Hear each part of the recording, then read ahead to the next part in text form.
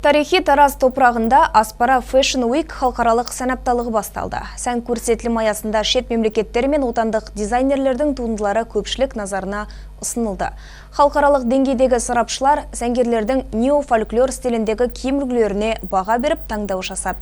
Дәстүрге айналған апталық аясындағы байқаумен бас қосу жайын арна тілшісі айтады.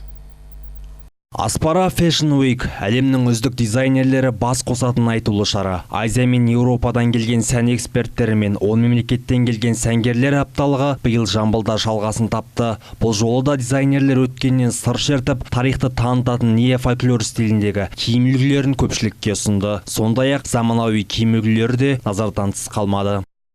Түрлі бағыттағы өтетін сән апталығына үнемі қатысамын. Әсіресе маған қазақстандық дизайнерлердің қазақы нақыштағы киім үлгілері қатты ұнайды. Ал биылғы сән апталығы жоғары деңгейде өтеріне сенімдімін. Байқаудан кейін болған баспасөз мәслихатында шетелдік сәнгерлер отандық сән апталығы туралы ойларымен бөлісті. Азиялық сән өзгеше, тың бағытта подиумға шыққан киім үлгілеріне қарап отырып, қолөнер, ою үлгілері тәрізді тұстарын түртіп алып отырдық дейді итальяндық сәнгерлер. Апталық барысында әлемдік деңгейдегі сәнгерлердің көрсетілімдері өтеді. Кешті ашатын Асыл дизайн отандық сән үйінің басшысы Айдархан Қалиев топтамасының басты бейнесіне кимешекті таңдаған.